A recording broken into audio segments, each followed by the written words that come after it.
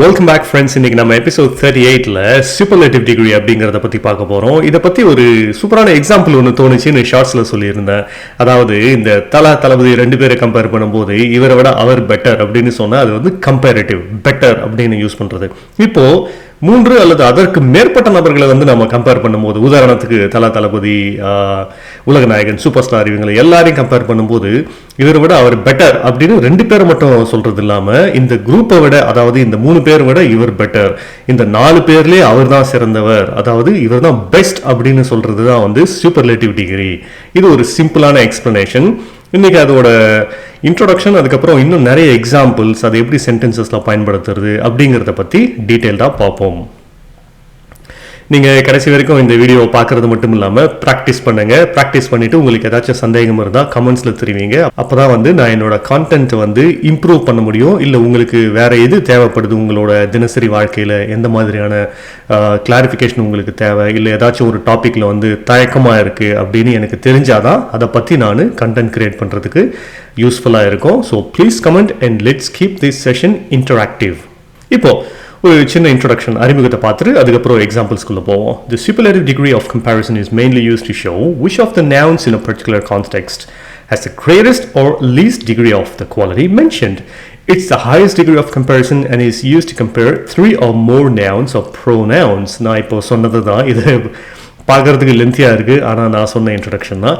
இன்னொரு முக்கியமான விஷயம், இந்த சூப்பர்லேட்டிவை வந்து நம்ம சிறந்த உதாரணம் அதுக்கு மட்டும் வந்து பயன்படுத்த மாட்டோம், இருக்கிறதுலே மோசமான அதுக்கும் வந்து பயன்படுத்துவோம். அதாவது ஒரு குரூப்பில் ஒருத்தர் தான் வந்து மிகவும் உயரமானவர் அப்படின்னா அவர் டாலஸ்ட் அப்படின்னு சொல்லுவோம். இன்னொருத்தர் வந்து பார்க்கறதுக்கு அந்த குரூப்லேயே வந்து கொஞ்சம் சின்னதாக இருக்காரு அப்படின்னா வந்து ஷார்ட்டஸ்ட் அப்படின்னு சொல்லுவோம்.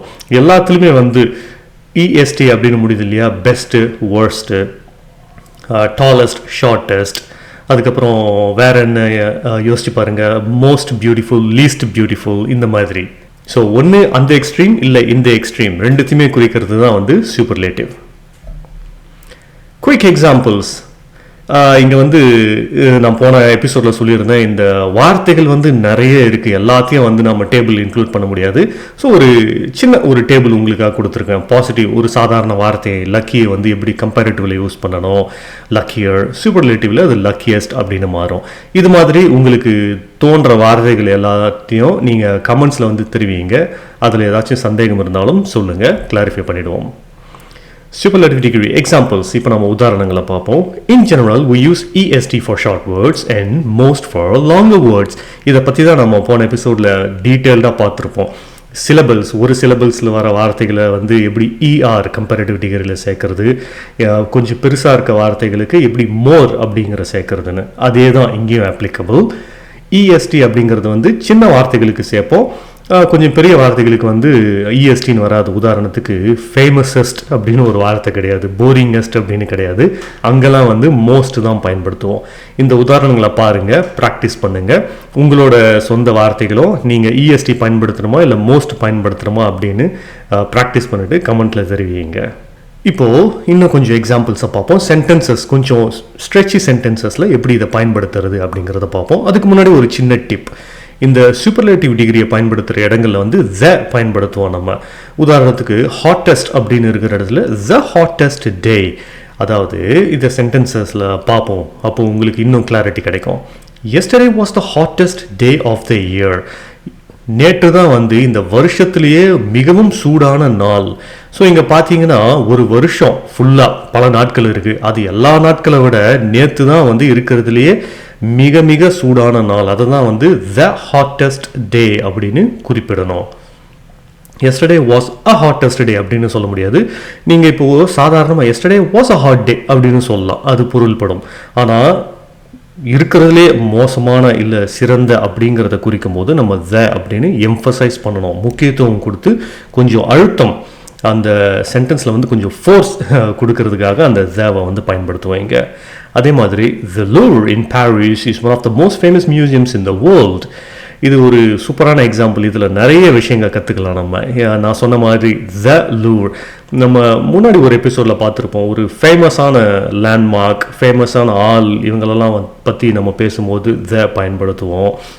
மற்றபடி எங்கே பயன்படுத்துவோம், த எங்கே பயன்படுத்துவோம், அதை பற்றியும் நம்ம நிறைய பார்த்துருக்கோம். ஒரு சின்ன ரீகேப். ஜலூர். அதே மாதிரி தாஜ்மஹால் பற்றி பேசும்போது த தாஜ்மஹால் அப்படின்னு வந்து நம்ம சிக்னிஃபை பண்ணுவோம் அந்த வார்த்தையை. இப்போ one of the most famous museums, இது ஒரு நல்ல topic.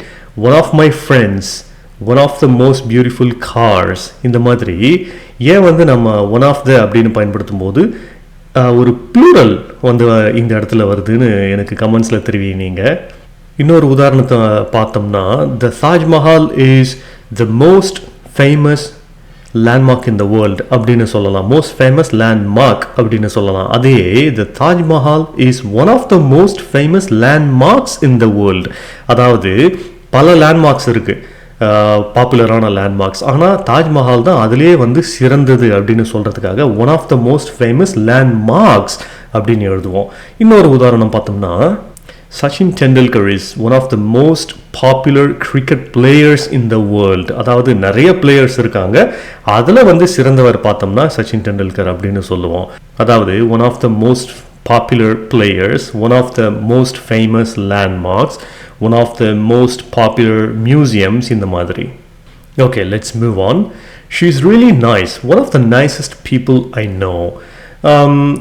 She is really nice, அதோட ஒரு சென்டென்ஸ் முடிஞ்சிரு. அதுக்கப்புறம் ஷீ இஸ் ரியலி நைஸ், அதோட அந்த சென்டென்ஸை முடிக்காமல் she is one of the nicest people I know. ஞாபகம் வச்சுக்கோங்க, பீப்புள் அது வந்து பீப்புள்ஸ்னு வராது. ஸோ அதனால தான் இங்கே வந்து நான் அந்த சிங்குலர் மென்ஷன் பண்ணியிருக்கேன்.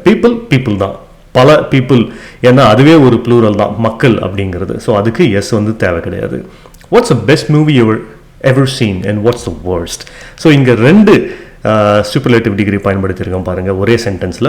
பெஸ்ட், வர்ஸ்ட் ரெண்டுமே சூப்பர்லேட்டிவ் டிகிரி தான். நீ பார்த்ததுலேயே ஆகச்சிறந்த படம் எது, ஆக மோசமான படம் எது அப்படின்னு ரெண்டு கேள்வியை நம்ம சேர்த்து கேட்டிருக்கோம் இங்கே.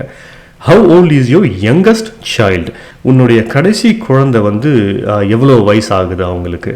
ஸோ யங்கஸ்ட் சைல்டு அப்படிங்கிறவங்க, ஸோ பல சில்ட்ரன் இருக்கலாம், அதுலேயே வந்து யங்கஸ்ட் சைல்டுக்கு என்ன வயசு அப்படின்னு கேட்குறது. So please remember, child is singular, children is plural. இன்றைக்கி ரொம்ப சின்ன டாபிக் தான். போன எபிசோடில் இந்த கம்பேரேட்டிவ் சூப்பர்லேட்டிவ் பற்றி நிறைய பேசிட்டதுனால இன்றைக்கி கொஞ்சம் பேசினாலே போதுமாக இருந்தது. ஸோ இதில் ஏதாச்சும் உங்களுக்கு சந்தேகம் இருந்தால் மறக்காமல் கமெண்ட்ஸில் தெரிவிங்க. Please practice and I'll see you in the next episode. Thanks for your time and see you all in episode 38 soon. Happy learning.